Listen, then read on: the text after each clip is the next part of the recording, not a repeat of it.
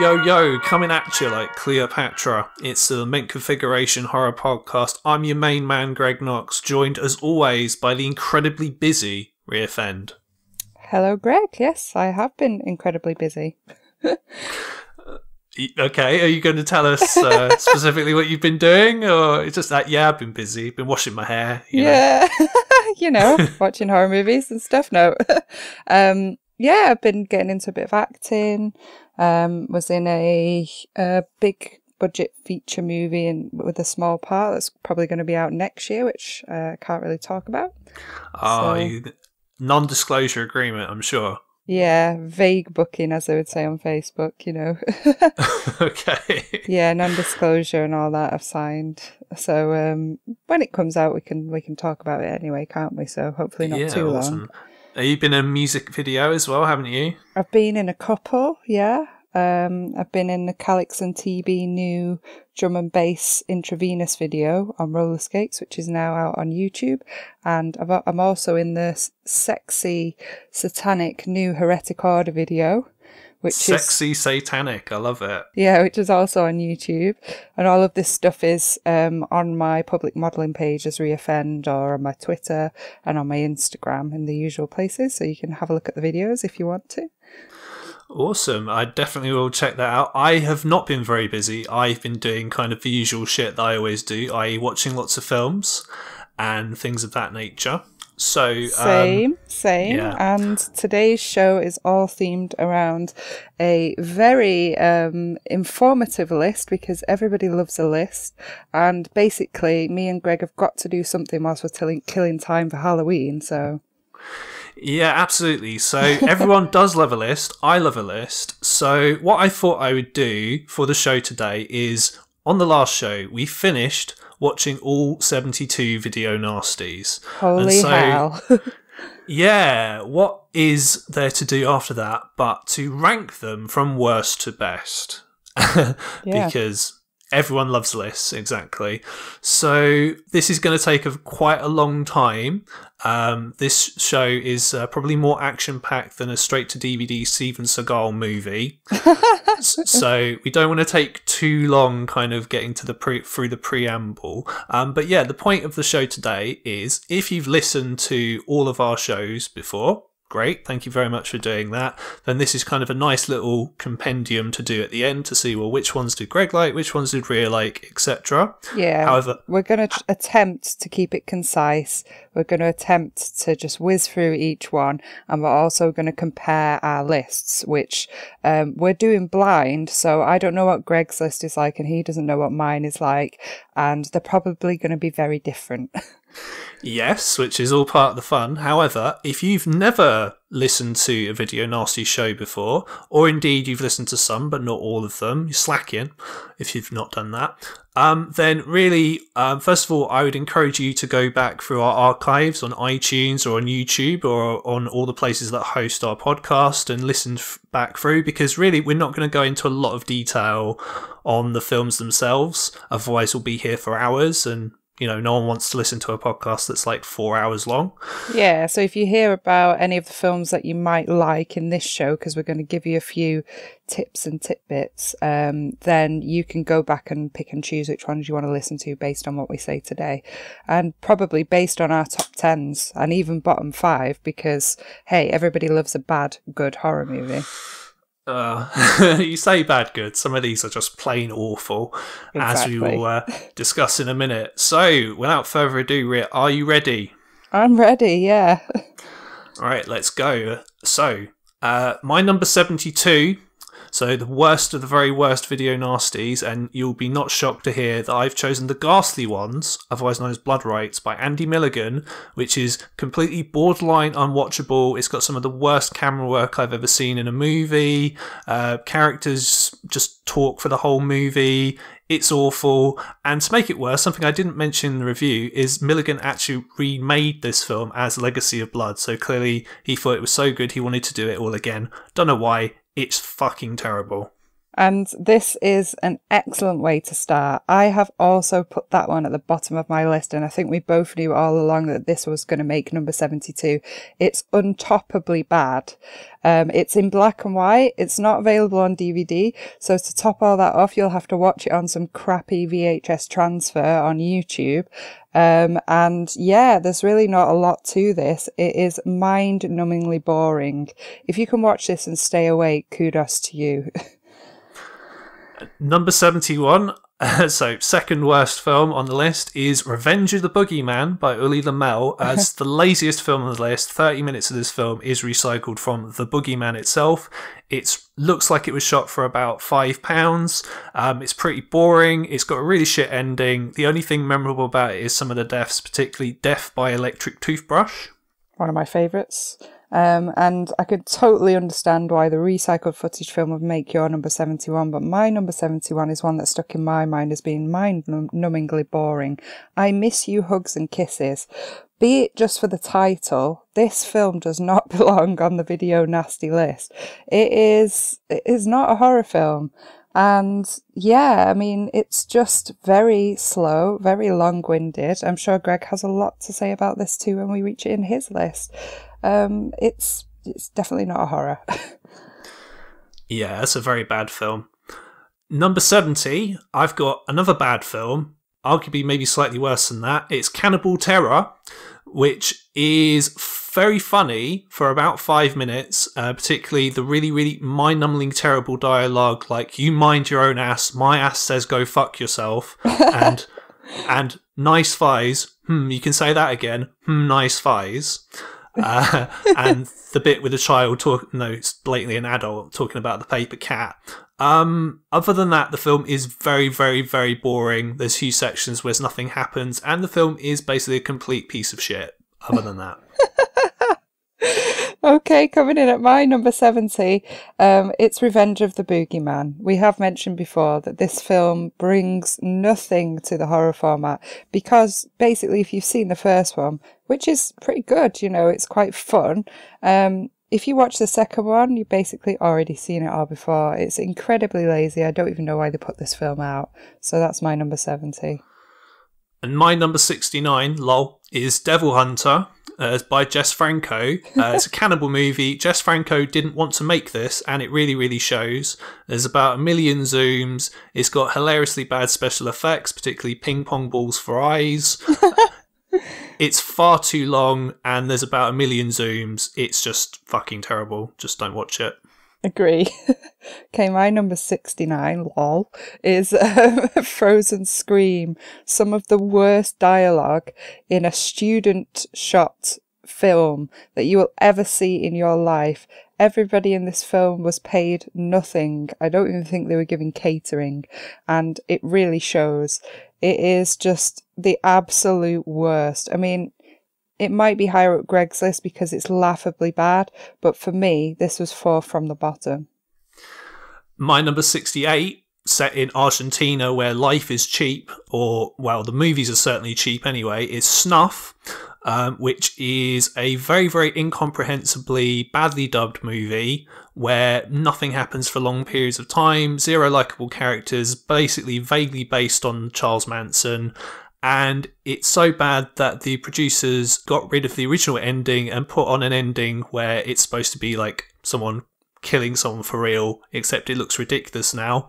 That's the only bit that's really interesting, and it's really not. Okay, fantastic. My number 68 is Visiting Hours, which is actually not that bad a film, but I just found this really difficult to watch. I just didn't find anything that interesting about it. It's basically set in a hospital. Like I said, it's not really that bad, but it just stuck in my mind as one that I didn't particularly enjoy that much. Wow, poor Visiting Hours. My number 67, Ria's already mentioned it, it's Frozen Scream, which is a very, very, very badly made film, but it's absolutely hilarious because everyone appears to be a frozen zombie, like in the film. Particular mention should be given to Renee Harmon, who is a producer of the film, who plays kind of the villain in the film, who speaks in a way that just, I can't even really describe. It's that awful. No idea what's going on for most of the film, but it does have a certain kind of so bad it's good charm to it, I must admit. Fantastic. My number 67 is Delirium, which there are about 3 films with this name, so it always takes ages to track this one down. This is probably an unreleased DVD film as well, so you might end up having to find this on YouTube or some crappy version. Add to that the theme tune is Mastermind theme tune, which is on the soundtrack for this film quite a lot, and it's about lots of ex-war vets with PTSD, and it's just a load of crap. It's laughably bad, but it did stick in my mind as one that particularly kind of irritated me and I just could not take seriously. My number 66, Ria's already mentioned it as well. It's I Miss You Hugs and Kisses, also known as Drop Dead Dearest, which looks like a made-for-TV movie. I have no idea how it made the Video Nasties list, even though Ria did say she thought it should have been a Video Nasty. It's a courtroom drama based on actual true story, so it's not a lie for a change. Just no idea how it made the list. It's really boring. My number 66 is one called Human Experiments, which again is just not a lot really happens. The title is incredibly misleading. That's it. I can't really say much more about it. My number 65 is Delirium, which is not a very exciting film at all. All I will say is da da da da da da. All right then. So my number 65 is Snuff, which at the time was supposed to look like a real snuff movie, but is incredibly cheaply made, is very difficult to take seriously, and in this day and age it looks absolutely ridiculous. As Greg has already mentioned, this is a terrible film. My number 64 is Human Experiments, not actually about experiments on humans, as the title suggests. It's actually it's actually a very, very, very boring women in prison film about a singer who can't sing, and it's got a couple of okay sort of hallucination type things, but it's pretty boring. And to demonstrate that, the first time I watched it, as I mentioned on the show where we reviewed it, I fell asleep. My 64 is SS Experiment Camp.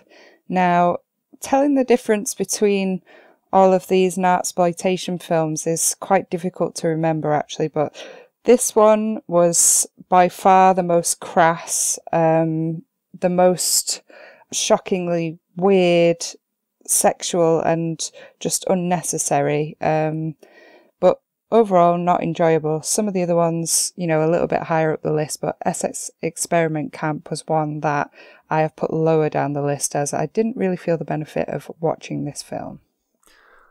So coming in at number 63 for me is Forest of Fear, also known as Toxic Zombies, which is basically a film about hippie zombies. As we mentioned on the show we reviewed it, the film was clearly quite a sincere effort from the director, who's also the actor, lead actor and the writer and editor, etc. But the film is just pretty bad. The sets are quite cheap. There's too many characters in it. It's just not a very good film overall, but his heart was in the right place. Okay, my number 63 is Devil Hunter. Yet again, Greg has referenced this before. Ping pong balls for eyes demon, rampages around an island, killing people. It's completely ridiculous. It's higher up my list than SS Experiment Camp just because I found it bad good and quite laughable. So I've got quite fond memories of talking about this previously on the podcast and laughing about this with Greg. Okay, at my number 62, I've got the infamous Faces of Death, which is a very graphic film, very shocking in some ways. However, it's too long. It's like an hour and 45 minutes, and the film really doesn't have a point other than to shock, so it's just quite repetitive. Some of the scenes are fake, and they're obviously ridiculously fake, like the monkey brain scene, and there's a bear attack, which is ridiculous. And there's very hilariously inappropriate music as well, which is quite sort of blackly comic. But yeah, I just didn't find it that interesting overall.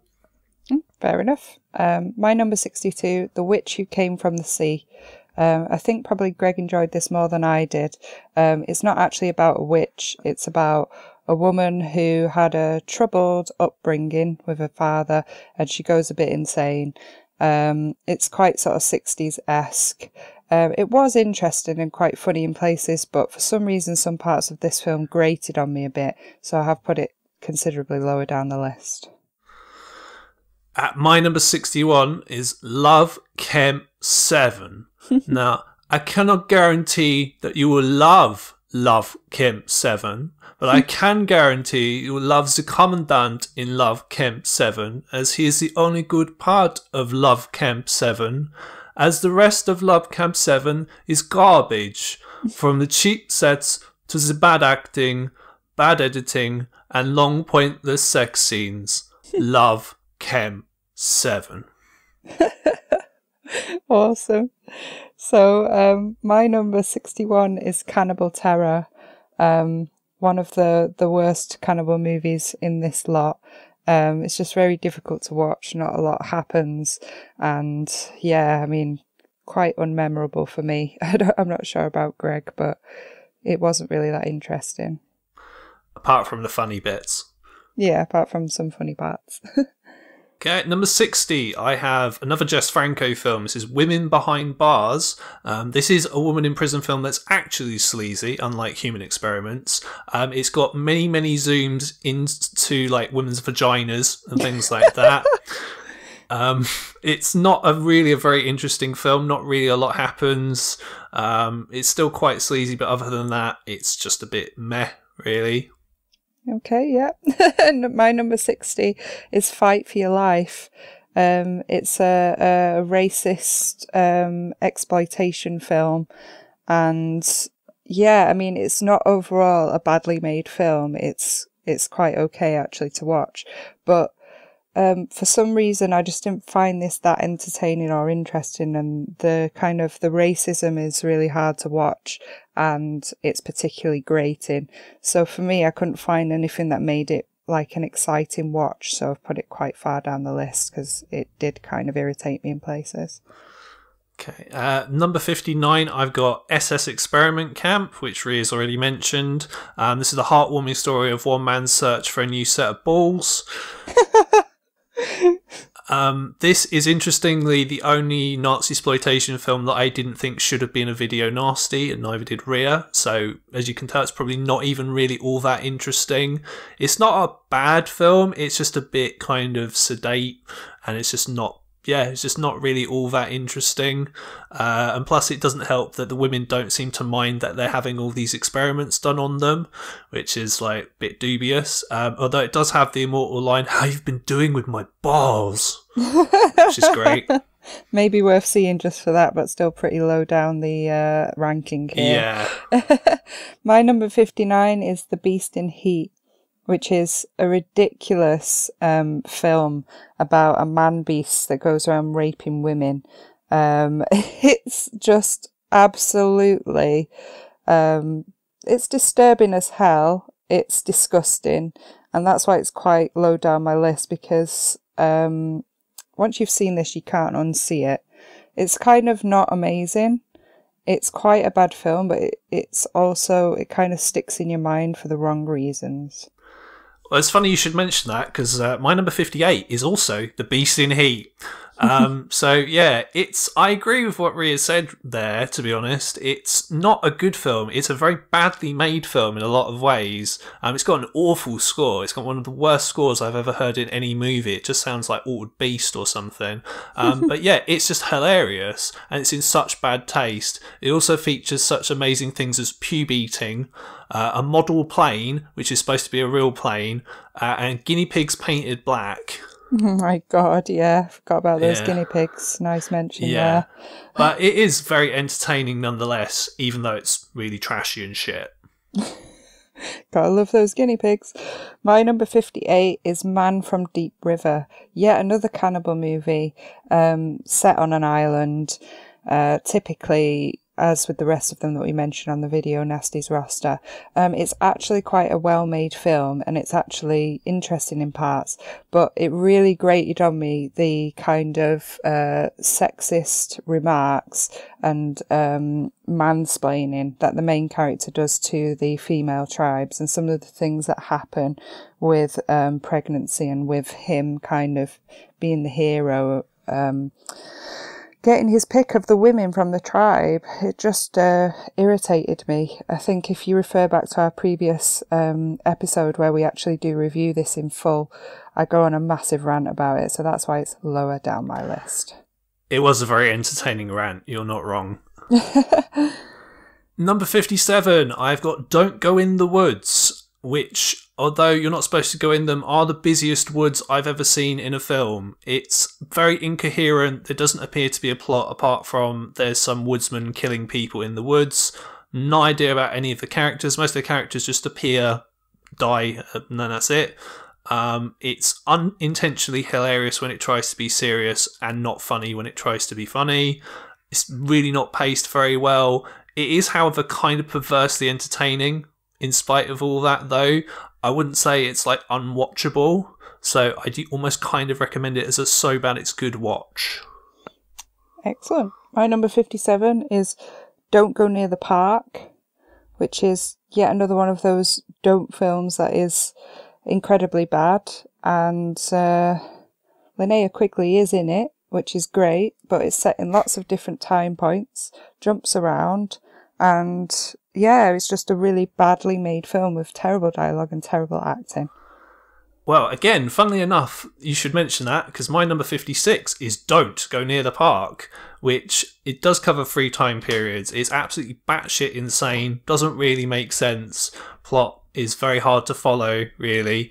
It is, however, quite hilarious in places. Particularly, there's a scene where the main character gets picked up by these 3 creepy guys in a van, and then the van explodes like an atom bomb went off inside it. And also, don't forget your favourite bit of the film, laser beams for eyes. Yeah, I mean, it's terrible. You might want to watch it just because it's so bad, but I'm not sure if it's a repeat watch. 56 for me is one called Blood Feast, which is a 1963 film, and it's about an Egyptian caterer killing various women. It's so bad that it is actually quite funny, directed by Herschel Gordon-Lewis, but at the same time, it's a terrible movie. You will just laugh all the way through, particularly at our Egyptian caterer's eyebrows. Yeah, they are awesome eyebrows, aren't they?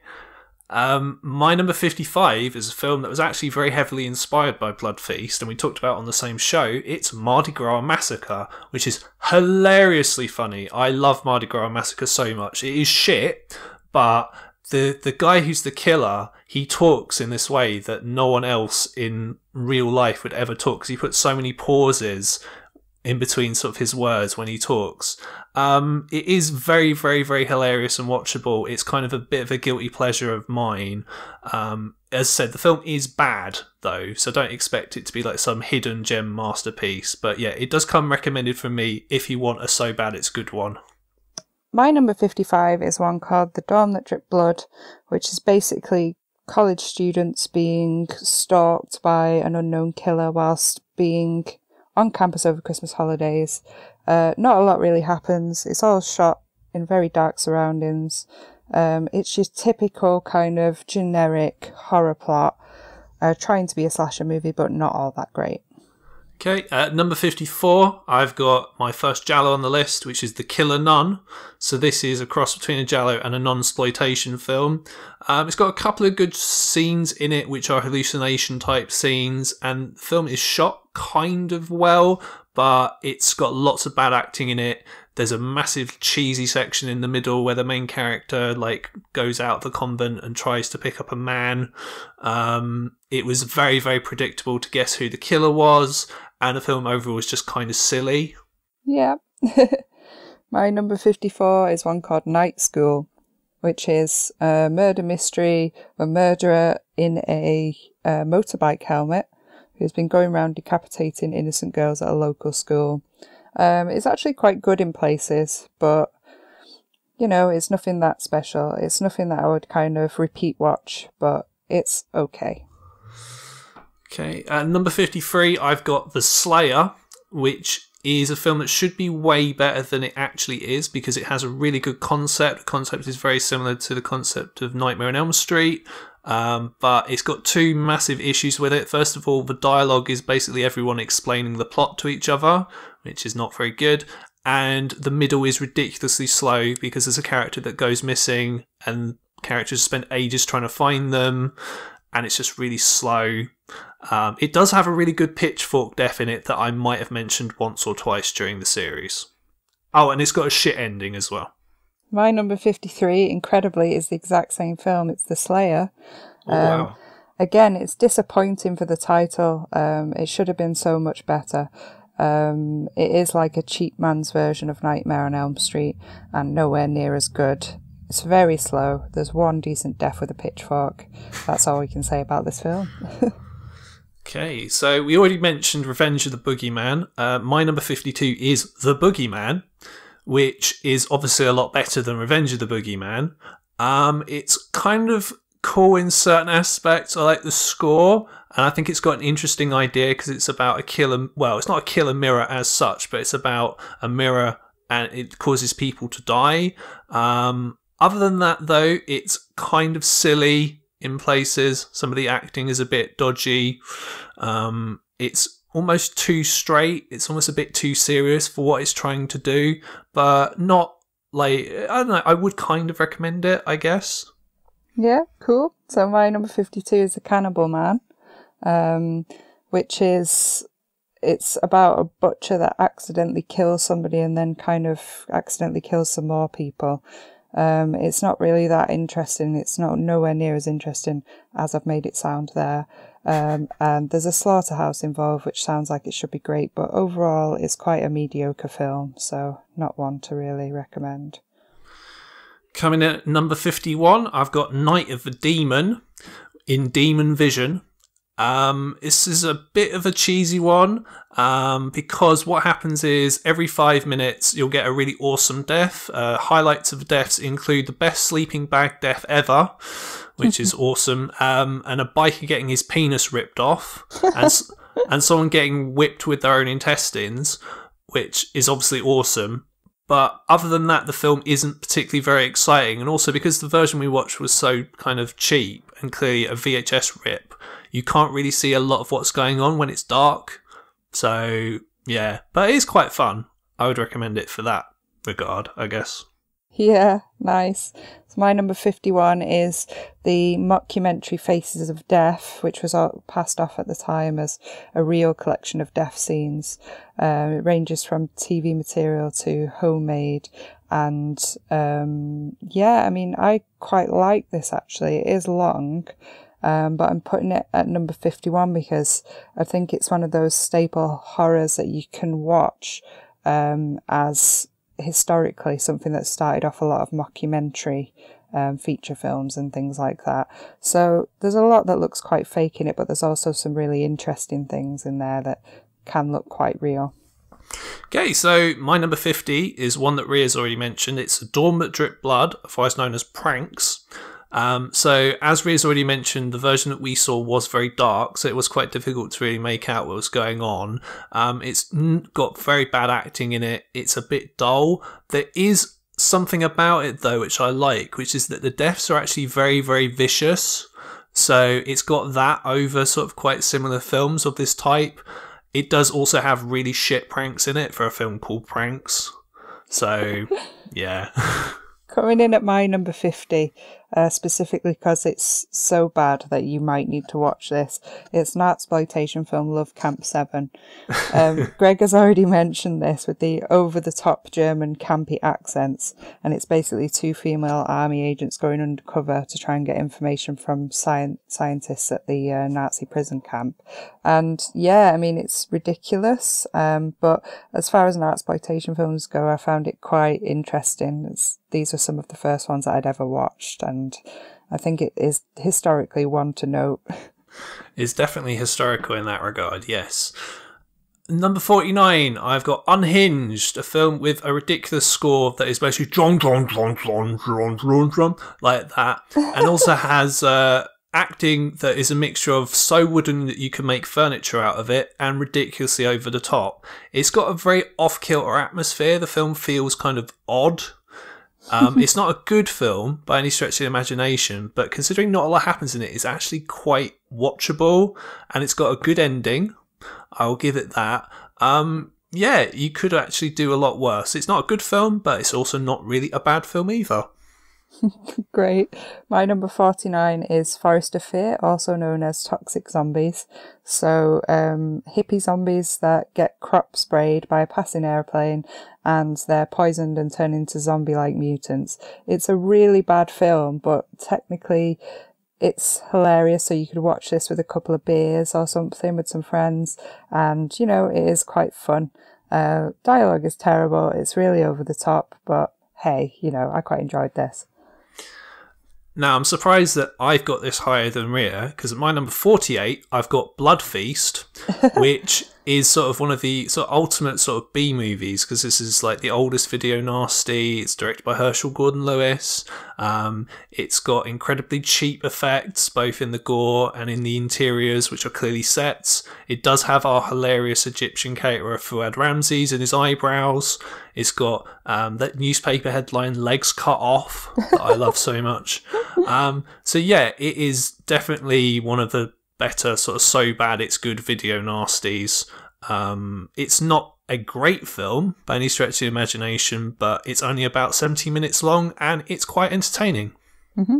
Be it archaic, it is entertaining.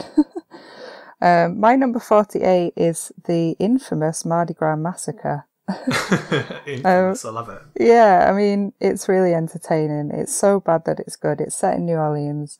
The police are trying to find somebody who's committing ritual murders during the Mardi Gras of women. And it is just absolutely hilarious how even the lead actor and killer speaks to women, and lures them in to do these ritual killings in his little sex dungeon. You absolutely must listen to the podcast where we review this in full because it's hilarious. But as a summary, I think you should probably watch this because it's so terrible. I can definitely agree with that. At my number 47, I've got Contamination by Luigi Cozzi. It's basically a film about eggs that makes people's stomachs explode. This has really atrociously bad dialogue. There's one particular scene where one of the characters mentions that, you know, you couldn't get it up and you would need to use a crane or something like that. It was absolutely hilarious.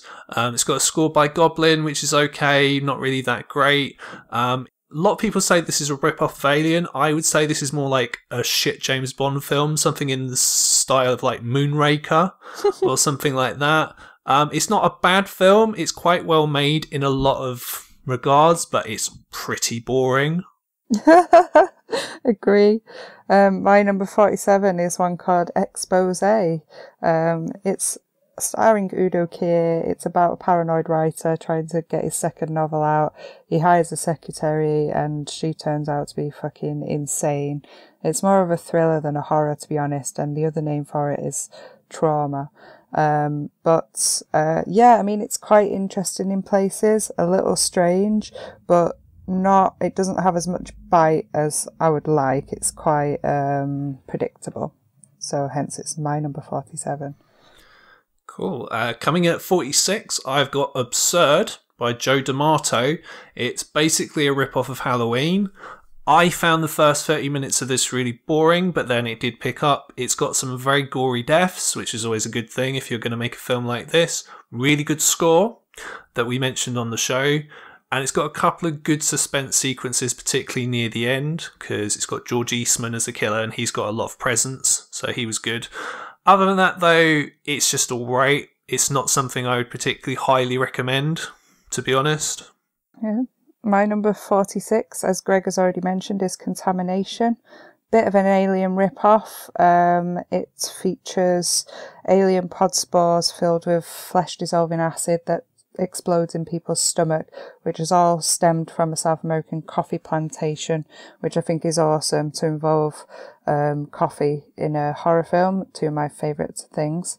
It kind of reminds me a little bit of Street Trash or The Stuff in that sense, as it's a product that then kind of goes wrong and causes death. It's fairly entertaining, and there are some special effects at the end that are quite funny and quite fun to watch. But yeah, not remarkable, just quite entertaining. It's one that Ria's already mentioned. Number 45, we've got Expose, otherwise known as Trauma or The House on Straw Hill. Does feature Udo Kier, not using his German accent, which is very unfortunate. It's the only British video nasty, so you do get a lot of nice shots of rural England. And there's a couple of interesting moments in there, but for a thriller, it's very, very predictable. I mean, Ria's basically already told you what happens in the film, but really you could have guessed that within about 2 minutes. Interestingly, just as a little side note, Linda Hayden absolutely hates this film. It's actually her least favourite film that she was ever in, which if you watch the film, if you see the amount of times that she has to masturbate in the film, it's not really surprising, to be honest. I'm not surprised either. My number 45 is Don't Go in the Woods. Specifically a lot higher up than Greg's, because I enjoyed this because I thought it was hilarious. It's so bad. There's a lot of campy pink clothing in this. There's a couple in a trailer trash honeymoon trailer. There's a guy who gets decapitated on a wheelchair. And it's basically what it says on the tin. There are a lot of people in the woods that get killed off by a murderer killing tourists. It's ridiculous. It's hilarious. And yeah, I mean, I would probably watch this again, actually, even just for that couple in the trailer. Yeah, I think I would watch it again. It's not unwatchable, but yeah, it's definitely not good. Traditional filmmaking standards. As is number 44 on my list, which is another fun one in a similar vein, which is Night of the Bloody Apes. This is a Mexican film. It's made in the 60s. It does feature a lot of cool Mexican stuff like lucha libre, at least female lucha libre, to put it at that. It's very cheap. One of the key scenes does feature a man obviously in a gorilla costume, which is supposed to be a real gorilla, which is, yeah, hilarious when you see it. The review, if you listen back to the show, did feature Miss Fend coining the term ape rape during the review of this film. It's very fun. It's not a boring film at all. I do highly recommend it. It is not a very good film, though. My number 44 is one of our cannibal movies that we reviewed early on in the podcast series, Cannibal Apocalypse, which is basically Vietnam vets that bring back a contagious virus, turns people into cannibals when they get bitten. They've got Nam flashbacks in this. It's just not really that amazing.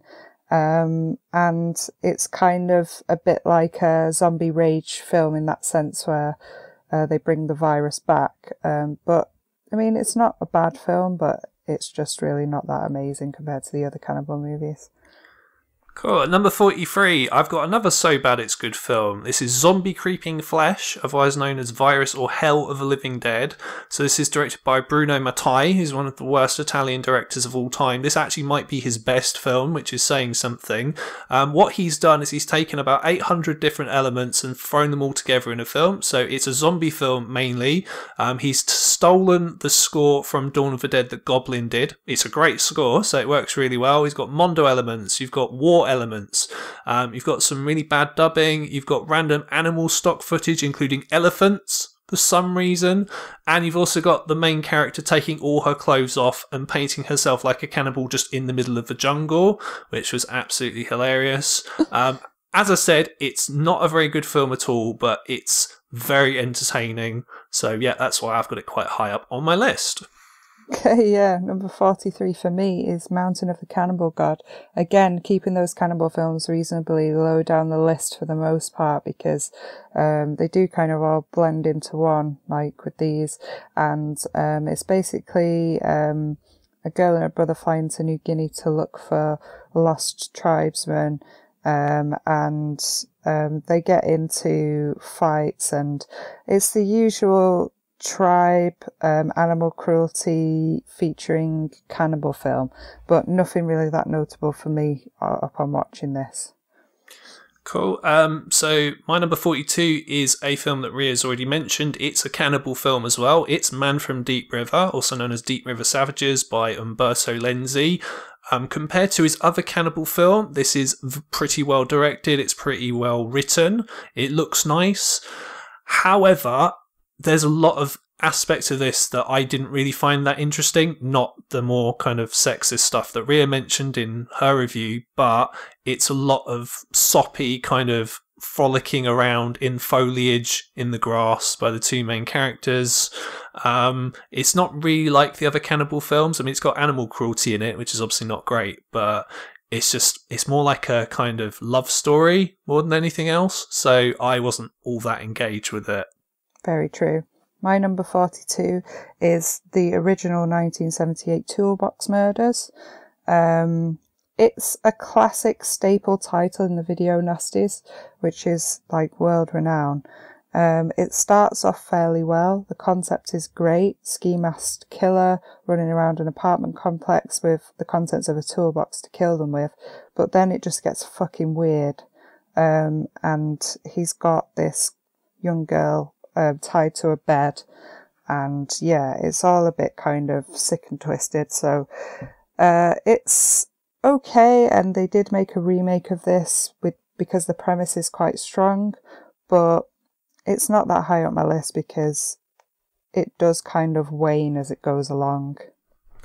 Yeah, I mean, I've got this as my number 41 as well, and I agree, like, the first 30 minutes are very fast-paced, there's a lot happening, it's quite sleazy and very matter-of-fact, it all feels very uncomfortable, particularly the death with a nail gun of the naked woman in the bath playing with herself.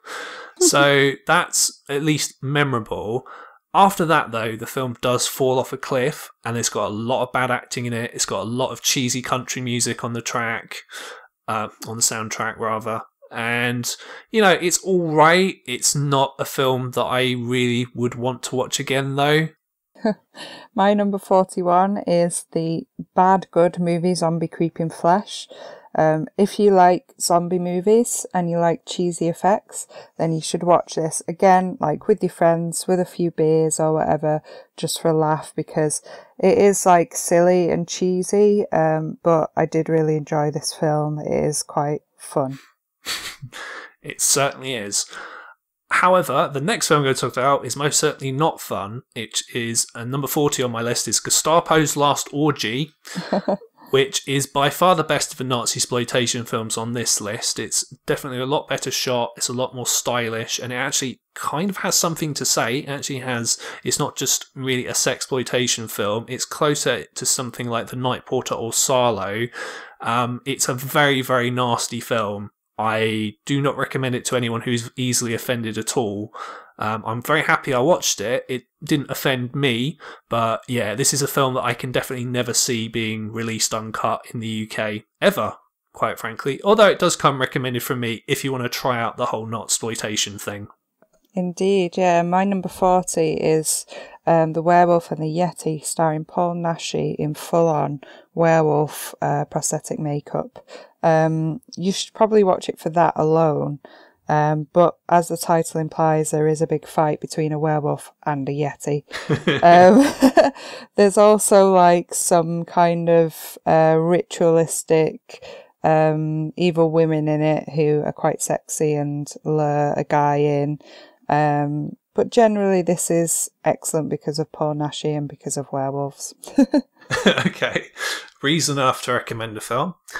My number 39 is a film that in my review I did kind of say was really boring, but is actually not on a second watch, which is Axe.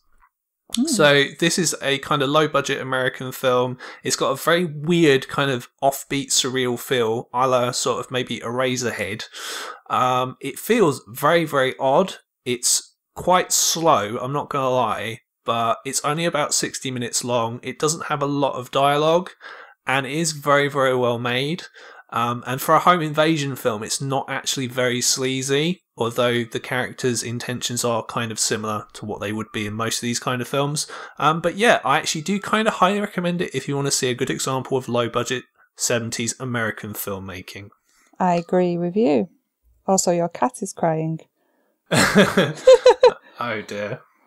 Okay, so I agree with you. My number 39 is the lesser known Flesh for Frankenstein, which I do actually highly recommend. It is basically a film starring Udo Kier, who we do love, where Baron Frankenstein creates an amalgamation of two zombies together to plan to get them to mate to create a master race. It's very campy, it's very over the top, it's ridiculous, but it's quite endearing as well. It's got a certain charm to it. It's very interesting, and I'm glad that I watched it for the first time when I did this podcast, because it is definitely a staple horror watch. Okay, my number 38 is a film that Rhea has already mentioned because it's got a werewolf in it and Paul Naschy, which is why it's good. It's The Werewolf and the Yeti, which is from the same school of thought as Alien vs Predator and Mega Shark vs Giant Octopus. So it kind of reminded me of a Hammer film in the way it looks. It's actually quite fun. It's got a lot of characters in it that just are there to die, and they die, which is fair enough.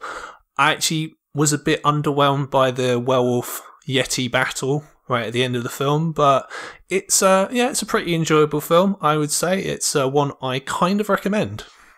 Excellent. My number 38 is a Jess Franco film called Bloody Moon. Probably a bit higher up on the list than most because of the epic deaths in this film. The backstory is a little strange, that girls go to a language school in Spain and then they get killed. But there's an excellent bandsaw death and lots of blood, decapitation, and so on and so forth. It's quite action-packed, and it's by Jess Franco, so maybe you should watch it. Okay, so my number 37, I've got Don't Look in the Basement, which, despite its name, is not a Lucio Fulci film. It's about the world's most relaxed sanatorium, where patients are just free to kind of get up, wander around as they please, and have axes, which does lead to sort of hijinks developing quite early on in the film, shall we say. For a film that's got a really low budget, it's very well acted, and it's got very, very well developed characters. And the plot does sort of build up really well, and it gets very, very intense in the last 15 minutes. The only reason I don't have it quite higher on the list is because, it is very, very low budget, and at times it does feel kind of a bit like a play as opposed to a film. But other than that, it is one that I actually do recommend that people take a look at. Excellent. My number 37 is Anthropophagus, which is basically a very tall, grotesque killer man who slaughters town residents on a remote island. And I think I quite enjoyed this because of the killer, actually, and his character and the acting behind that. It's not an incredible film, and the special effects are quite terrible, but it is quite interesting and like a decent horror film to watch. Cool. So halfway through the list now, my number 36 is the infamous Cannibal Ferox, also known as Make Them Die Slowly, which is a very nasty film. It is very similar to Cannibal Holocaust, but it is less well made and it's less well developed with its themes. However, like I said earlier, it's not necessarily a greatly made film. It's okay, but it is very infamous, and it has some very infamous moments, particularly involving people getting hung up by their breasts or people's penises getting cut off and stuff like that. It also does have a very funky soundtrack, which is kind of cool, quite like that. But yeah, you kind of have to watch it if you're into fucked up shit like we are. My number 36 is the aforementioned Axe, which is actually a really well made and quite dark movie, and much as the title implies, there is axe death in this. The premise is pretty good, actually. It's three criminals that go on a murder spree, and they arrive at this farmhouse where a girl is living with a paralysed grandfather, chaos ensues. She retaliates, and that's when it gets interesting. So, I mean, it's not amazing, but this film was a lot better than I thought it was going to be, and it is really quite an interesting watch. Okay, my number 35 is, Ria's already mentioned it, Anthropophagus, which is a very atmospheric film, although it is a bit slow, and there are long periods where not a lot happens, but it's very infamous, particularly for a scene where George Eastman's character, the Beast, rips out a pregnant woman's stomach and rips out a baby, which doesn't look so great nowadays. But it is a film I actually do quite highly recommend if you want to watch sort of quite interesting sort of European horror from 1980, I guess. Yeah. My number 35 is Greg's aforementioned Don't Look in the Basement, which is actually nothing to do with the basement whatsoever. It's about a psychiatric asylum, which is actually surprisingly very good. It's a great premise. A young nurse goes to work there, and then she experiences all kind of weird, varying degrees of torment from the patients. Each patient and each character in this film is very well developed, and it's such a likeable watch that it kind of makes you wish that they would remake it, because it's not entirely well made or high budget, but it is a good film. Cool. Number 34, I've got a film that Ria had much lower down her list than this. It's Night School, also known as Terror Eyes. This is a slasher film from the 80s. It's more similar to a Giallo, really, more than anything else, because you don't know who the killer is. All the deaths in it are decapitations. It's kind of stylish, but it's got some very silly moments in it. For example, there's a scene where there's a body painting scene in the shower, which is quite odd. It also, quite frankly, puts the teaching profession in a bad light because they all seem to want to fuck their students. It is quite fun, though, so if you want to watch a slasher film from the 80s that you might not have heard of before, this one comes highly recommended from me. Agree, yeah. My number 34 is The House on the Edge of the Park, which is a home invasion film at a posh party at a villa. And it's not bad. Yeah, I mean, it's a pretty decent film with some quite interesting forms of torture in it, and the dialogue's not all that bad. But I mean, it's not like a next level horror film. It's quite predictable, but a reasonable watch. My number 33 is a film that Rhea really didn't like. It's Visiting Hours, which is another 80s slasher film. It's about the world's least secure hospital. It's got a great performance in it by Michael Ironside as the killer. He's very, very intense, and he's very, very captivating on screen.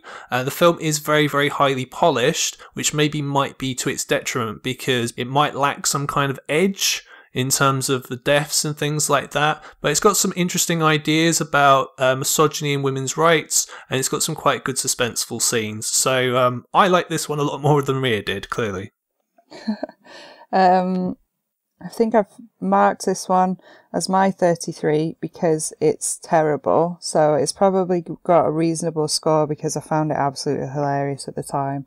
So it's Night of the Demon, and it is basically students and a professor looking for Bigfoot, and then they disturb a black magic ritual and uncover the truth, and there's lots of deaths happening. But it is utterly... It's such a low budget film, it's so terribly made, and the deaths are absolutely hilarious. So only watch this if you want to watch something terrible to laugh at. Okay, at number 32, I've got a film called Cannibal Apocalypse, which is by Antonio Margheriti. This is about 3 different films thrown together in a blender. So you've got a Vietnam film, you've got Rambo, you've got a cannibal film, you've got a zombie film, you've got a Cronenberg film, plus weird elements like dog bombs that we did mention in the review. This film, I do appreciate it for its technical skill. It's quite a well-made film. It's okay, but I don't find it that amazing. But I do have it quite high up on my list because, yeah, I can appreciate it for what it is. Okay, my number 32 is a cheap Mexican horror film called Night of the Bloody Apes, featuring female wrestling, cheap gore, open heart surgery, and the first ape-to-human heart transplant to cure a doctor's son's leukemia. I've got a lot of love for this film. It's absolutely terrible, but for some reason I just found this particular combination of elements very unique and very entertaining. Yeah, it is very entertaining. At number 31, I have the infamous I Spit in Your Grave, which caused Reofen to get very, very angry when we reviewed it. I quite like it. It's got a very simple, stripped-down plot. The acting is not great, but they're not really required to act or speak to each other that much, so it actually works quite well. The rape scenes are obviously very, very difficult to watch, so it's not really recommended for people who find that kind of thing unpleasant or what have you. It is very, very infamous, and the deaths are quite satisfying at the end. So as far as rape revenge films go, this is sort of one of the better ones out there. My number 31 is Cannibal Ferox, the Umberto Lenzi film. It's a pretty staple cannibal film, not up there as high up as Cannibal Holocaust, but it's almost as good as that. Probably even trying to be as good as that. But yeah, I mean, it's pretty standard. There's a lot of torture in it and rape and, you know, a lot of shocking elements to this film. It's a reasonable watch, but probably one you're only going to watch once. Yeah, or if you're like me, several times. Number 30 is another cannibal film, one that Ria's already mentioned, and you might be surprised as to how high up this is on my list. It's Mountain of the Cannibal God, which I changed my mind about since we initially reviewed it on the show. It's actually very, very well directed. It's directed by Sergio Martino. It actually moves quite quickly, so it's actually less boring than some other films of this type. It's got some very nasty bits. It also has the infamous scene of the man fucking a pig, which I did mention quite a few times when we reviewed it, which I thought was hilarious. But yeah, it's of films of this type, bar obviously the main exception, I do actually quite recommend this one. Yeah. My number 30 is The House by the Cemetery. It's got quite a nice atmosphere to this film. It's a New England home being terrorised with murder, and there's a gruesome secret hiding in the basement. There are some great characters in this film. It's pretty damn creepy, and it's directed by Lucio Fulci. Yeah, I mean, just very interesting. There's something very likeable about this film, although it's not, like, amazing. Okay, number 29. It's one of my guiltiest pleasures of any films in my collection. It's Bloody Moon by Jess Franco, a film that is the epitome of so bad that it's fucking amazing. It's got everything that you would want from a so bad it's good movie. So it's got absolutely awful dialogue. My favourite piece of dialogue is, I bet he's never even made it with a girl, the phony Spanish lover. And giant fake polystyrene looking boulders. It's got some pretty cool deaths in it. It's got sort of an interesting mystery, I guess, although that's not really what Franco is good at. But yeah, if you want to watch a film that's amazingly bad but you will never be bored, then this is the one for me. Coming in at number 29, it's another bad film. It's Unhinged. It's basically three college girls on the way to a jazz festival of all places that crash their car, and they end up being taken in by a family in an old mansion. There's a lot of weird shit going on at this place, and as it says as the title of the film, the family are incredibly unhinged. So I quite like how dark this film is. The dialogue's terrible, which is really funny, but overall it's quite a cool premise for a horror film. Yes, which is why it was remade, and the remake was awful. Number 28, we've got Evil Speak, which stars Clint Howard as a character who is at a military academy, and he gets bullied by all the other people at the academy. And he finds an evil satanic computer, and then shit goes down. And the last 10 minutes of this film is absolutely amazing. This film also does feature one of my favourite kind of side elements, which is evil satanic pigs. So yeah, it's for 80s horror. It's pretty cheesy, but it's also really, really fun. And yeah, it's about someone kind of who takes a lot of shit, but then gets their revenge in the end. So it's worth it for that as well. Okay, my number 28 is a lesser-known Jess Franco film. It's Women Behind Bars, considerably lower down on Greg's list, but I actually quite like this film. It consists of a diamond heist and then women get imprisoned for said diamond theft, and they're trying to find out where they've been kept.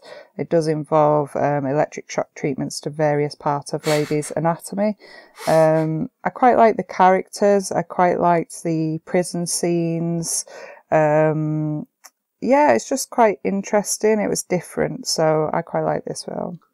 Cool. Number 27, I have another Giallo. This is Madhouse, otherwise known as There Was a Little Girl. This is quite different from majority of Giallo because although it was made by Italians, it's actually an American cast and it's all in English. It's slower paced than a lot of Gialli. In many ways, the plot is similar to Happy Birthday to Me, the 80s slasher film. It's got a killer dog as a murder weapon, which is quite interesting. It's got some good suspense sequences in there. And overall, I quite enjoyed it. And in fact, I now own it on Blu-ray and DVD. Excellent. My number 27 is Greg's aforementioned Killer Nun, which is non-exploitation film, which is pretty ridiculous, but I did find this just quite interesting and different. A demented nun who gets addicted to morphine and gradually becomes more mad, and then she kind of gets involved with lesbianism, torture and death. It's just a different film, quite quirky, and I did find it was very well shot and well put together, but not perfect, just interesting. Number 26, I've got Eaten Alive, also known as Death Trap, directed by Tobe Hooper. This is a very, very weird film. It's quite nightmarish. It's got like weird kind of primary colour sort of lighting. It's very intense. You've got the main character who's the killer is very, very weird sort of Vietnam vet. It's got Robert Englund in it in one of his earliest roles as Buck, who is probably the best thing in the film. And it's just a very, very weird film, but it's one that I quite like. Excellent. My number 26 is Greg's aforementioned Gestapo's Last Orgy, which is an exploitation film of the darkest form. It's actually quite a serious film, but there was something about it that I quite liked, in that you really do feel like it's quite informative and fairly realistic. And if you want to experience exploitation horror, then you should watch this, because I do think it's a horror staple. Cool. At number 25, I've got another film which was directed by an Italian but is very American, which is Nightmares in a Damaged Brain, which is definitely one of the more nihilistic films on the list. It's very, very disturbing. It's quite scuzzy. It does sort of paint the psychiatric profession in a pretty bad light, because they pretty much let this really mentally disturbed person out of I was going to say prison, but that's not what I mean, but it doesn't matter.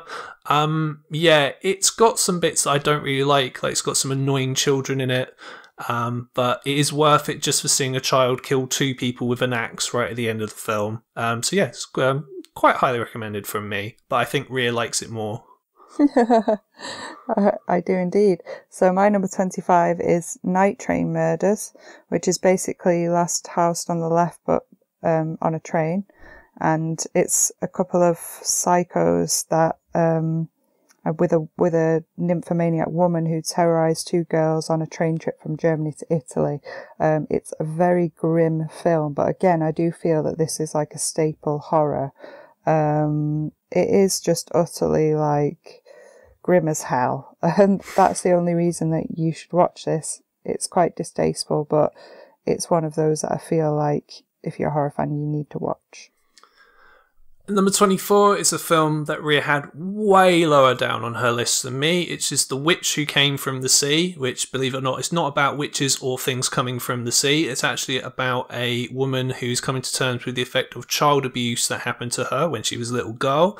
It's very well acted by Millie Perkins. It's got a lot of interesting things to say, sort of subtextually, It's very, very 70s though, which is why I don't think Rhea liked it very much. It's got this kind of weird dreamlike feel. I really liked it. What can I say?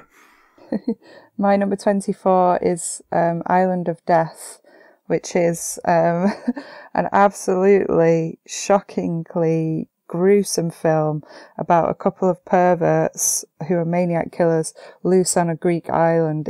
It pretty much ticks off anything obscene that you can think of on the list. Features goat rape and killing, and God knows what else. Brother and sister sex, whilst on the phone to their mother, and all kind of perverse action and death. It just does not let up. It's incredibly shocking, but I actually quite enjoyed this film because not only is it quite well made, but you just can't find this film boring. It's literally like nothing you have ever seen in your life. It is just a roller coaster of a film. I can definitely agree with that. So number 23 on my list is The House on the Edge of the Park by Ruggero Deodato, starring David Hess in a very similar role to another film on this list that we will come to later on. It's got a very, very good score by Riz Ortolani.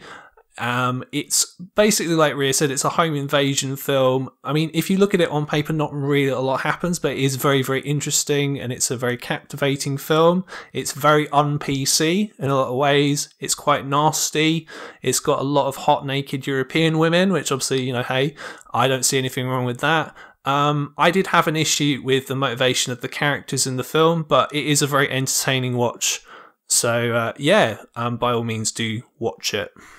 Okay, my number 23 is Greg's aforementioned The Boogeyman, which is a 1980 horror, which is actually pretty... It's kind of lame in a lot of ways, with this evil mirror causing household objects to kill people. But there's a lot of charm to this. It's kind of a very twee slasher, I would say. Worth a watch, unique, but you definitely don't need to watch the sequel. No, you definitely don't. Number 22, I have Flesh for Frankenstein, which is directed by Paul Morrissey under the Andy Warhol banner.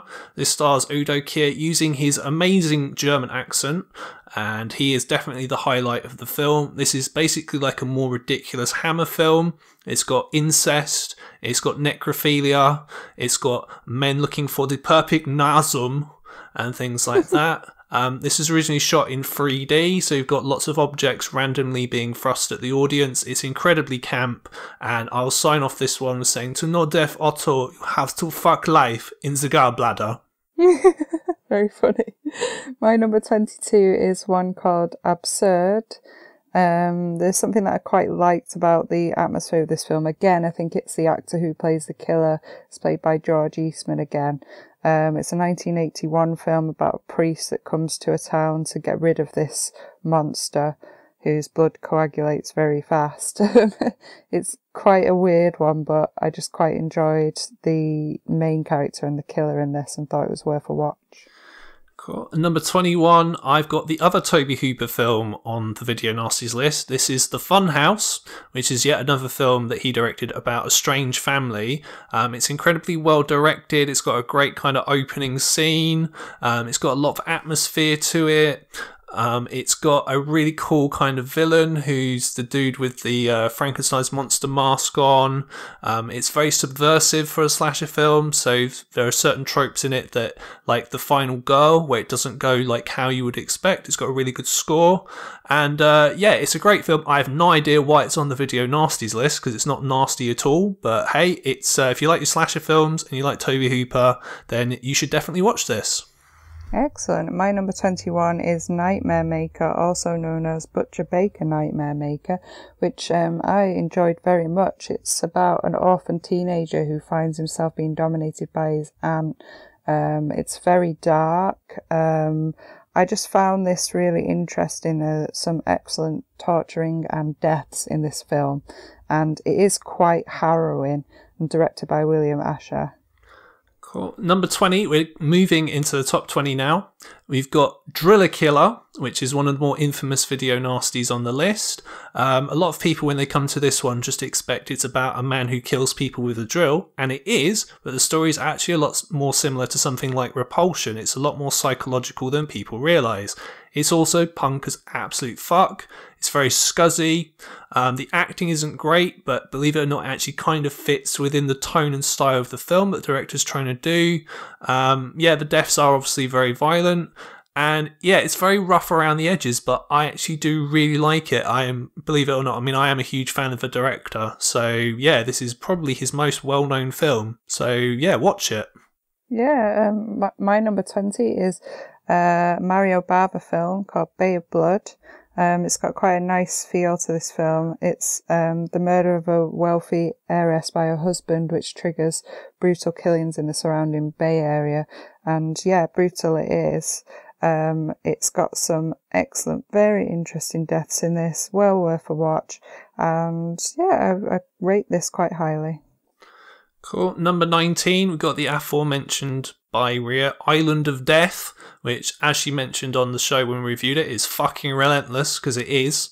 It's incredibly politically incorrect, so if you're easily triggered, please don't watch this film. Rhea's basically already mentioned most of the stuff in it that happens. One thing she didn't mention is golden showers, which is one of the highlights of the film. It's also got a pretty interesting sort of Greek score featuring the amazing song Destination Understanding, which is a highlight. It's a very entertaining film. Definitely one I'm very proud to own. Okay, my number 19 is the classic renowned Last House on the Left. It's one of the key rape revenge films of horror historically. It's a 1972 film directed by much-loved Wes Craven.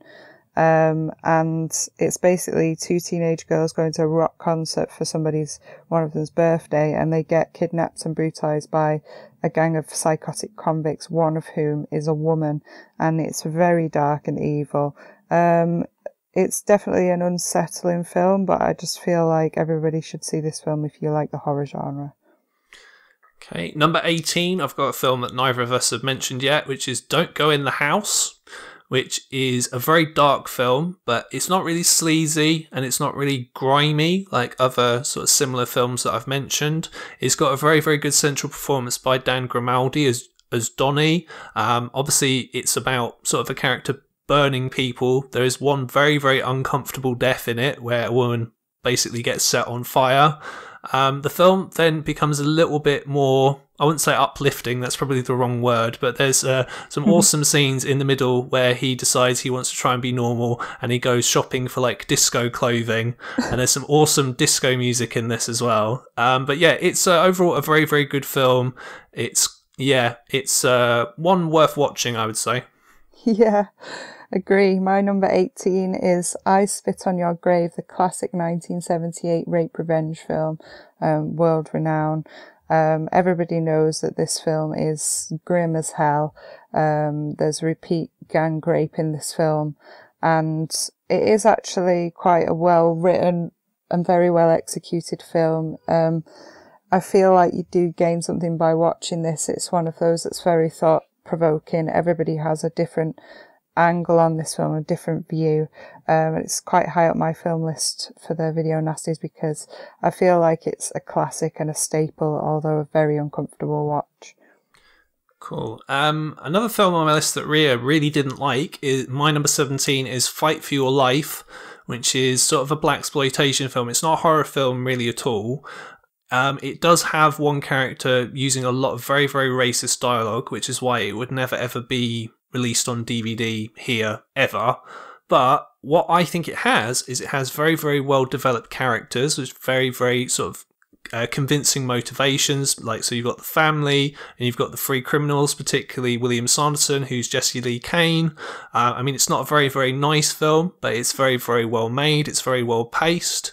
I just think it's a very good film, and I recommend it even if Rhea doesn't. My number 17 is Dario Argento's Tenebrae of 1982. All of his films visually are quite amazing. This is only 17 on my list because it's not as interesting as some of his others. It's basically about a writer in Rome being stalked by a serial killer, and this person is harassing and killing anybody associated with his latest book. It's pretty damn good, hence, it's by Argento, you should watch this. Hence, it's my number 17, but I definitely have higher things on my list to talk about.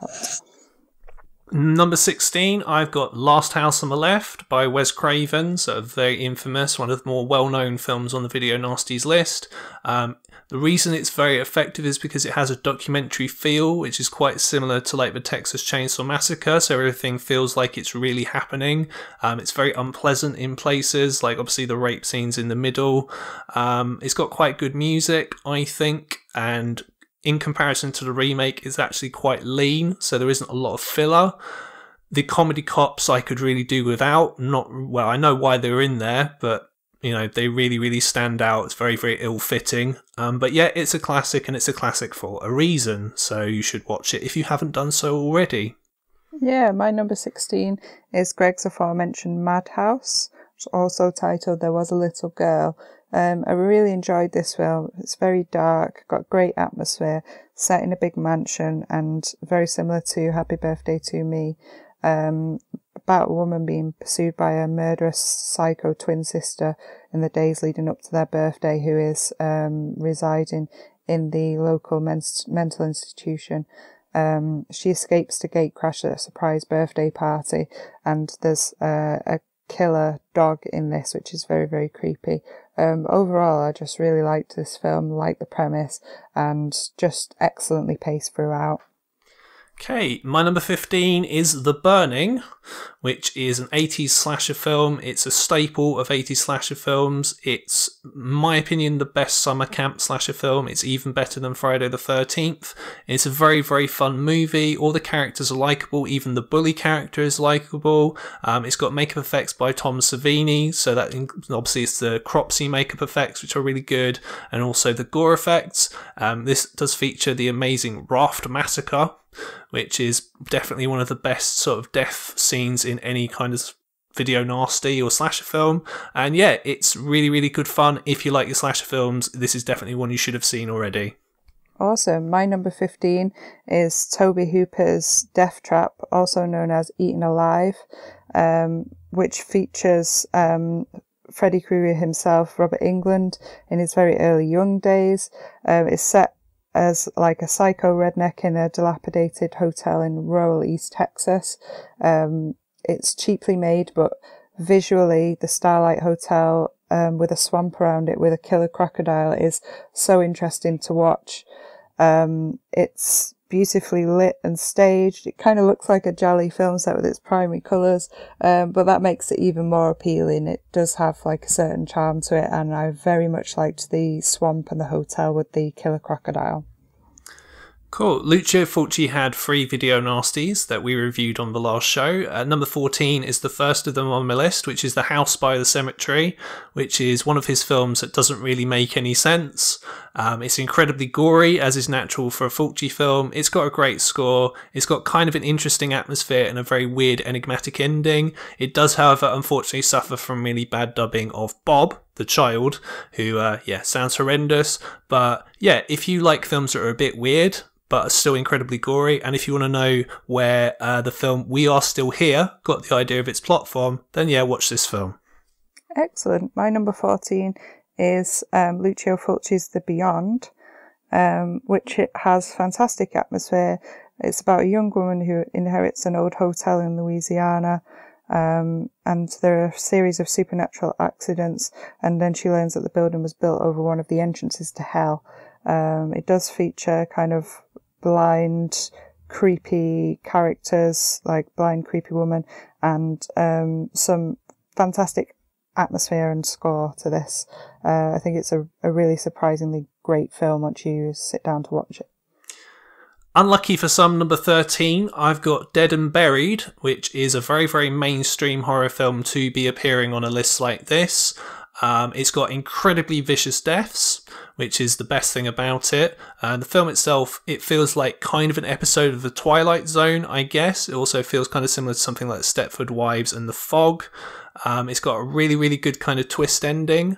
And it's incredibly underrated in terms of 80s horror. So watch it. My number 13 is Greg's aforementioned classic staple video nasty, The Driller Killer, which is probably one of the first ones I ever heard about growing up. I absolutely love this film. It's not particularly well made and it's a little slow paced, but it's punk rock as fuck. It stars and is directed by Abel Ferrara. It's set in New York, and the repetition in this film really makes it build up. It's very, very unique and features a lot of deaths, especially of hobos or tramps on the street, by a rather insane artist struggling to pay his bills. You should watch this if you like horror. Number 12, I've got what is essentially Last House on the Left, but on a train. It's Night Train Murders, which is directed by Aldo Lardo. It's a very well directed film. It feels very uncomfortable. The central kind of rape and murder set pieces are incredibly uncomfortable. It's just really, really good, and it's incredibly stylish. And there's not really a lot more I can say to it other than that, really.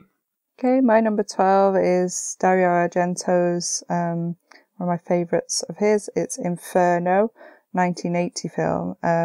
It's a giallo, as Greg loves so much, and it's about an American college student in Rome and his sister in New York, and they're both investigating killings on both locations, which reveals covens of witches.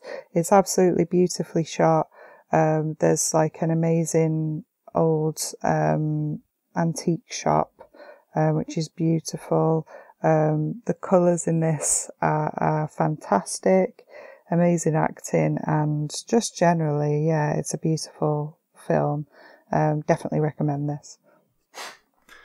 Cool. And number 11 is another film that Ria really didn't like, and this is a bit of an anomaly because this is more of like an art house film. This is The Cannibal Man, which is a Spanish horror film.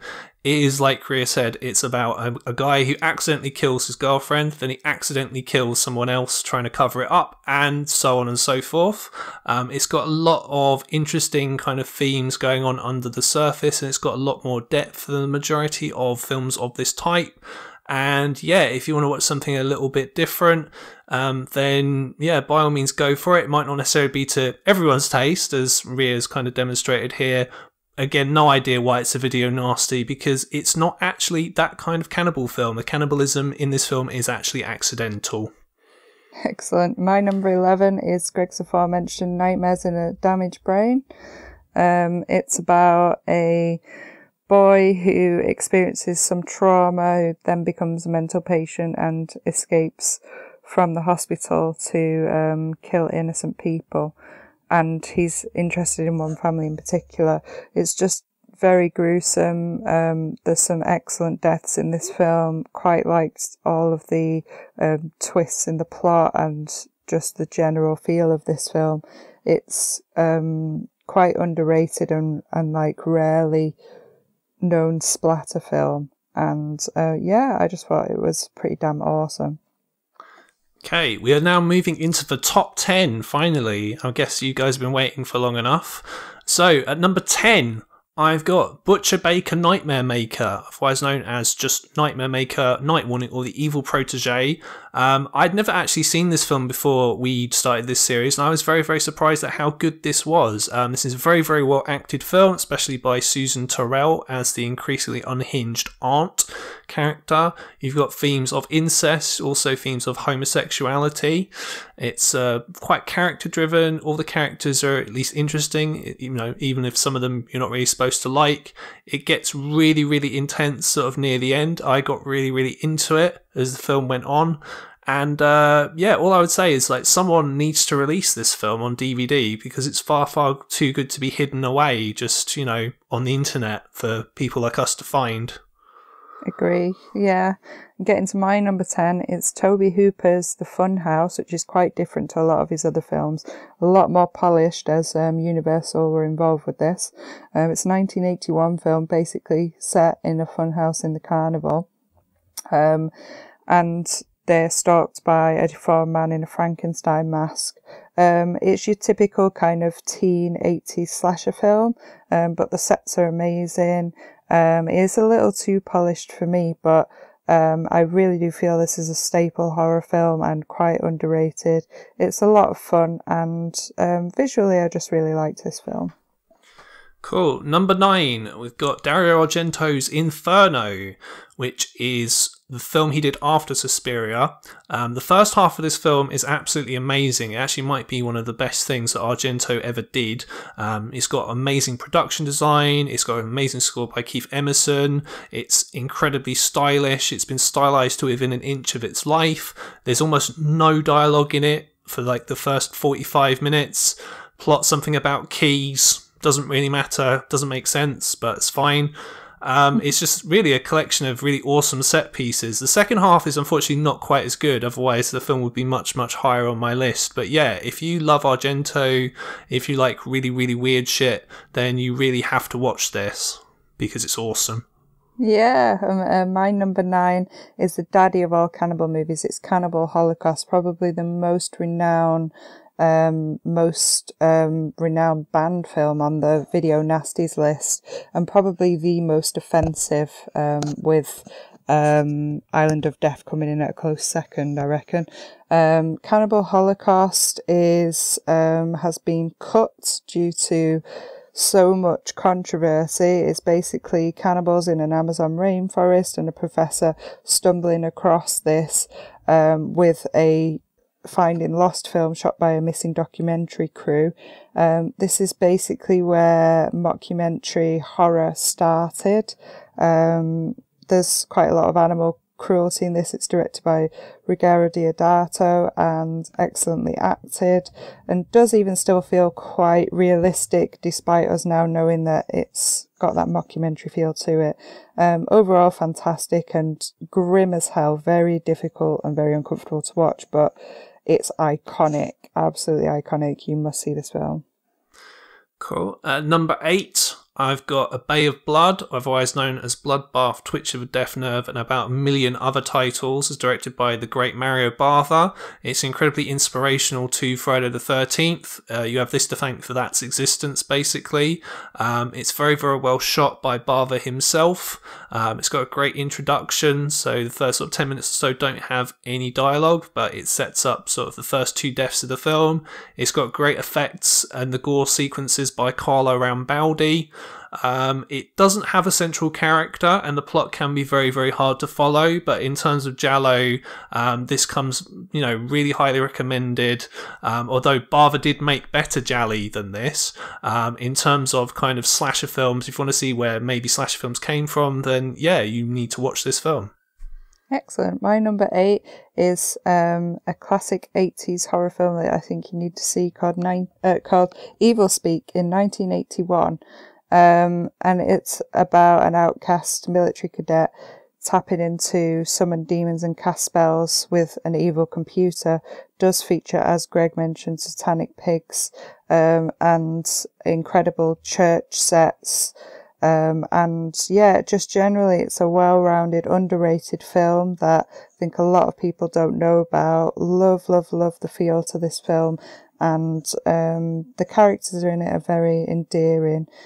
Stanley Cooper Smith, or Cooper Dick as they nickname in the film, played by Clint Howard. I just think this film is excellent. Okay, number 7 is another Lucio Fulci film. This is Zombie Flesh Eaters, otherwise known as Zombie 2. This is the best Italian zombie movie. This has got 2 of the most famous kind of set pieces in any zombie film. So you've got a zombie versus shark fight, I guess, and you've got probably the most infamous death in most horror films, really, which is the splinter to the eye. It's got the best looking zombies of any zombie film out there. It's also got a great score by Fabio Frizzi. It's just a lot of fun, really, And yeah, if you like your zombie films, then really you've got no excuse not to have seen this one already. I mean, I've seen it like 5 or 6 times for some reason, because it's just, as I said, it's just a really fun one. Yeah, my number 7 is Greg's before mentioned The Burning, which is a classic slasher that kind of got downplayed at the time due to other slashers being more appealing than it, but it's still a staple 80s slasher that you should see, featuring our killer who got horribly burnt, who's a former camp caretaker, Cropsey, who goes around disfiguring the teenagers. It's a really great kind of standard teen slasher plot, but it really works. It's got some amazing death scenes, and as with most 80s slashers, it's set on a summer camp, and definitely need to see this film. It's one of the kind of lesser known classics. At number 6, it's another European zombie film, this time a bit earlier in the 70s. It's The Living Dead at Manchester Morgue, or Let Sleeping Corpses Lie, or again about a million other titles. Not actually set in Manchester, believe it or not. This has got really, really strong character work. It's got really, really good zombies. It's got really good sound design. It makes really, really good use of the northern countryside.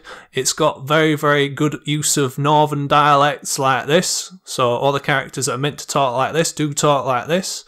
It's very, very entertaining. It's definitely one that you have to watch if you like zombie movies, similar to Zombie Flesh Eaters. And it's probably, I would say, one of Electric Wizard's favourite films, because they've actually named a song after it. Excellent. My number 6 is one that Greg's already mentioned, which is Zombie Flesh Eaters, which is, yeah, as Greg says, the best Italian zombie movie. The cheap special effects in this make it absolutely amazing. It does feature a badass crab that should have its own credit in this film. The zombies look so decomposing and decrepit and slow moving. It's got a fantastic soundtrack to this, and it's incredibly well made. It bears up really well, and fantastic zombie acting in this. Definitely a really fun one that you can gather around with some friends to watch while you have a chat and drink some beers. But equally, for me, I think this would be a repeat watch. I would probably watch this like several times. Yeah, absolutely. Like me. Number 5 is another Lucio Fulci film. It's the third one on my list. It's The Beyond, which is probably one of my favourite Fulci films. Similar to The House by the Cemetery, this has a very, very kind of nightmarish, irrational, dreamlike quality to it. But it's just a lot more brutal.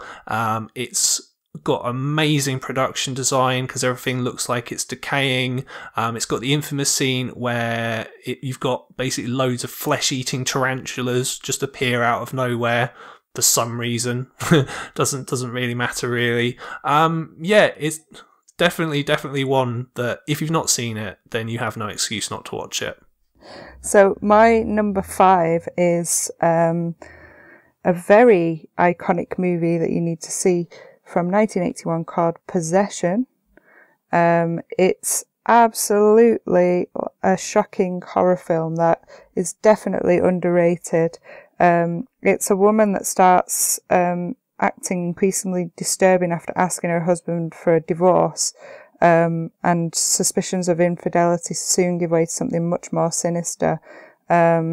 It is what it says, really. It's like a possessed love affair, but it's grim as hell. It's got amazing special effects in it, and creature effects, and it's dark as fuck.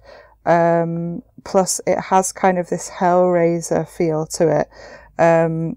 It's quite a difficult watch, and there's a couple of scenes in it in particular that are really kind of out there and quite offensive. But in terms of horror, I was so impressed with this film. I'm really glad that I watched it. It is pretty damn amazing.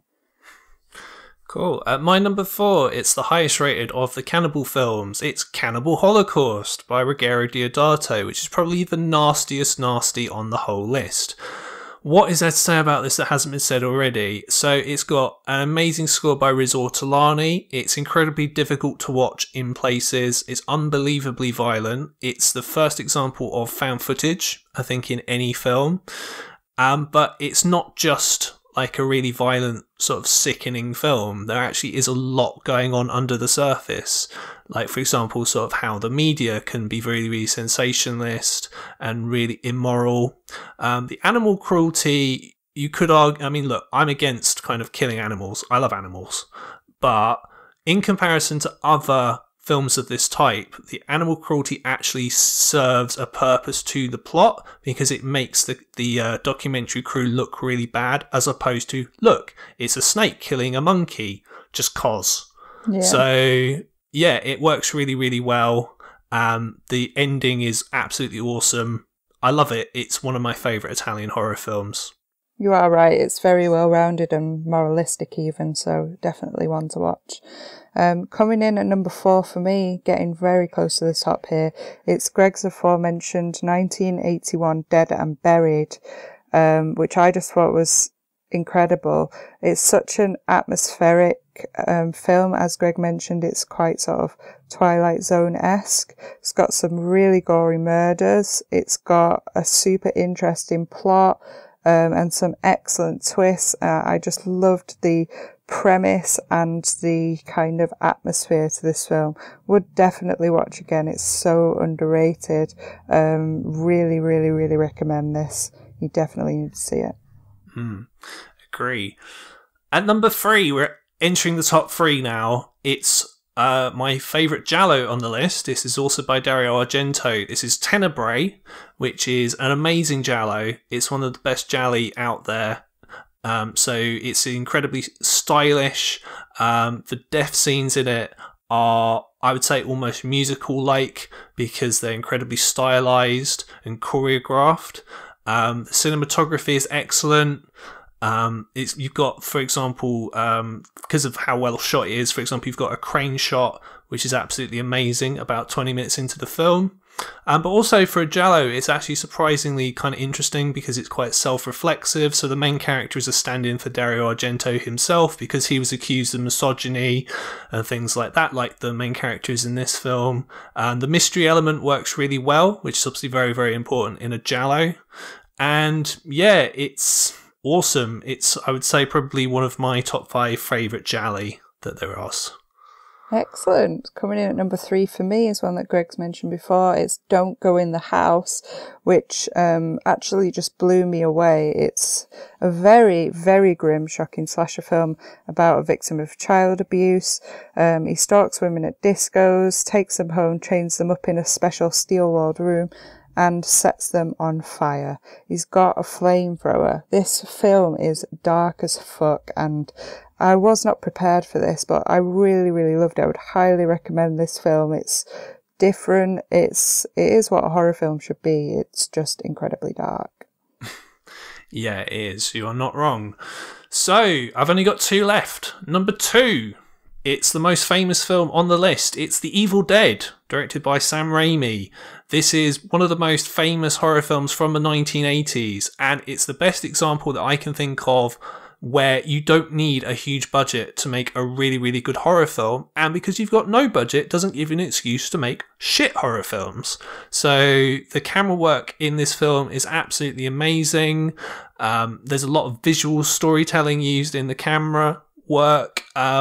It's actually got good jump scares in it for a change, as opposed to the shit ones that we get nowadays. It's actually got a couple of really, really interesting surrealist elements near the end. It's just a really, really good film. It's incredibly iconic, obviously, because it's The Evil Dead.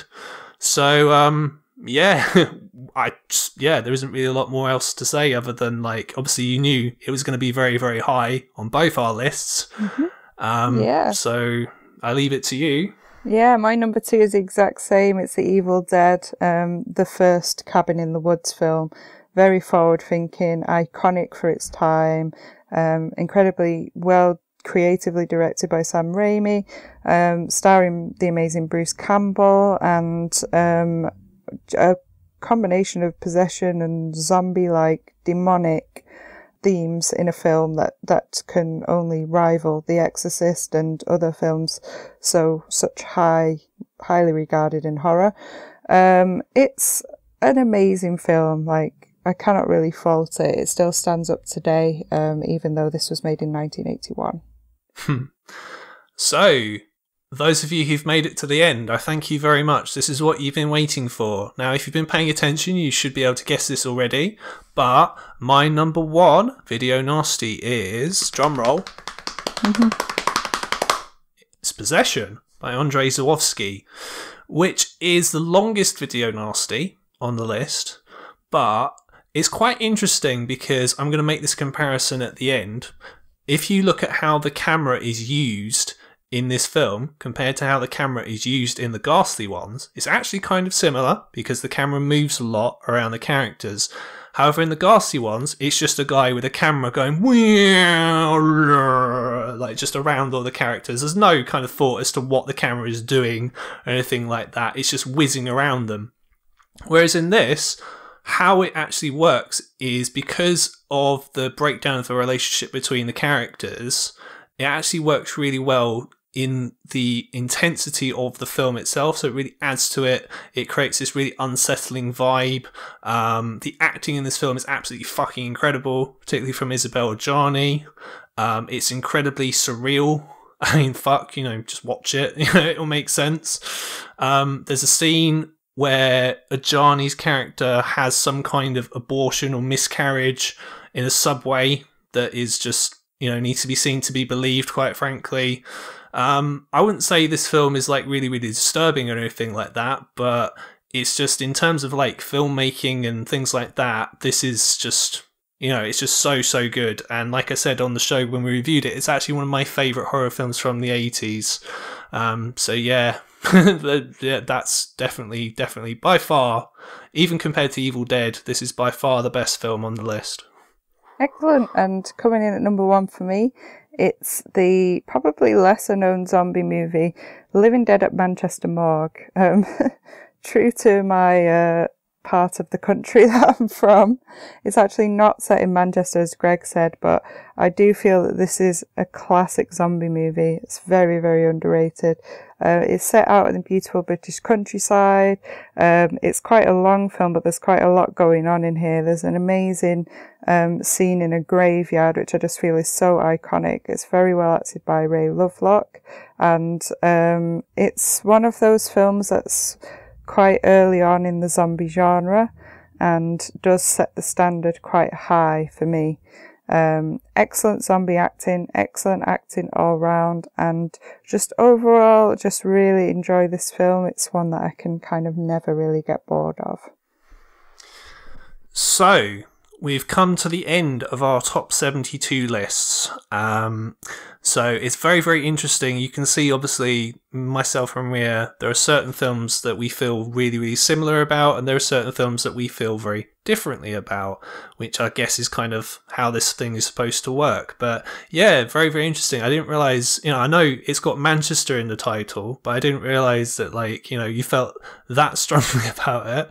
Yeah, I have had this on DVD since I was at uni, and when I discovered it, I was just like, this is amazing. So yeah, it's still I think it's quite sort of sentimental to me as well, in that I've liked it for a long, long time. Yeah, well, it's a great film. As are, I would say, sort of the top sort of 20 or so films on this list. They're really, really strong films. Now, just quickly to sort of round up sort of the video nasties themselves. Every show that we did where we talked about a video nasty, we did mention sort of how many deaths were in each film. Now, Ria, as our death count girl, would you like to guess the deathstimate, which is a term that you came up with, of all the deaths in the video nasties put together? Ooh, right, okay, let me take a guess. Hang on.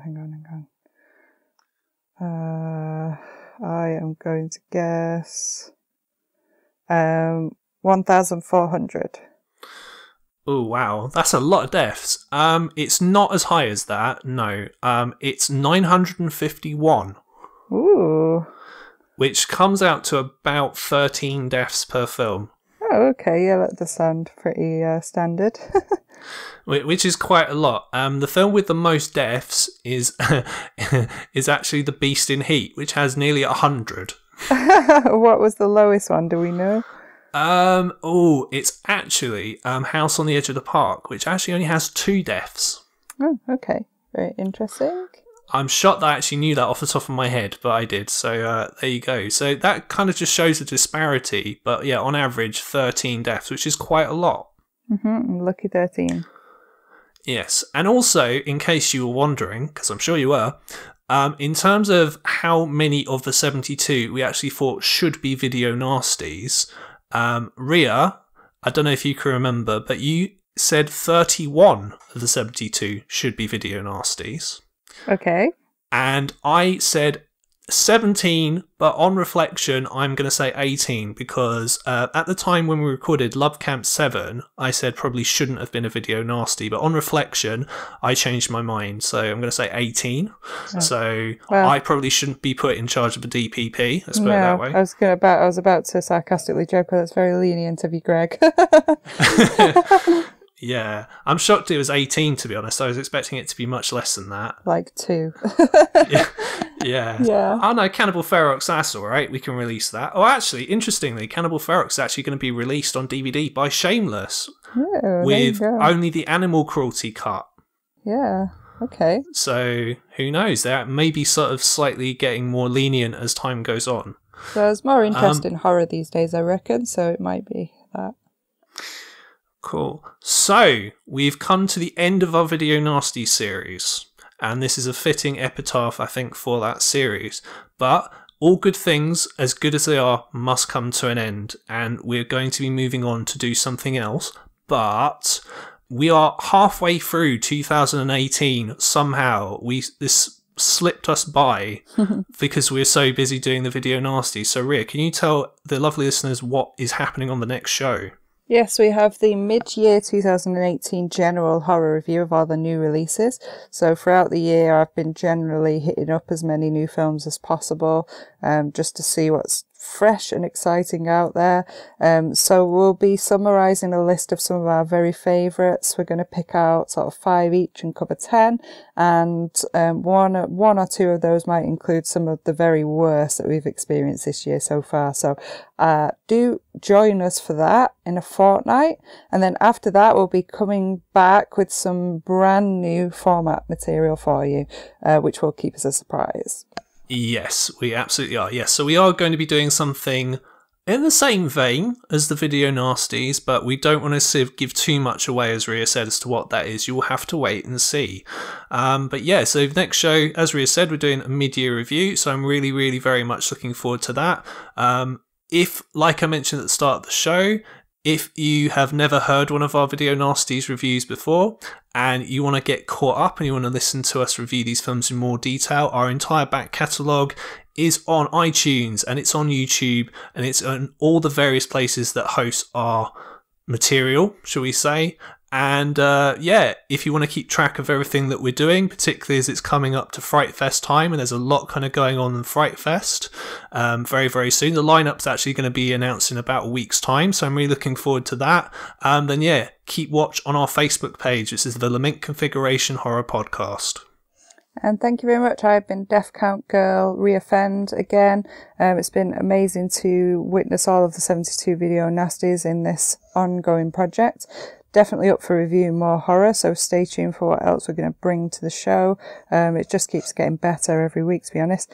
Yeah, I've been Reoffend. You can find me on Facebook on my page, which has 73,000 followers. Thank you so much. It's incredible. That's Ria F-E-N-D Fend. And my personal Instagram, well, for my modelling and acting work, and Twitter is Ria_Fend. So if you visit there, you can keep updated with my latest modelling shots, magazine features and other things that you can purchase featuring myself. Thank you very much, Ria. And I leave you, very, very fittingly, with one of the most iconic pieces of music from the video Nasties. It's an amazing track. It's by Fabio Frizzi. It's taken from Zombie Flesh Eaters, and it's the main theme. It's amazing. And yeah, I thank you very much for listening to all the video Nasty shows, and we'll see you again in 2 weeks' time.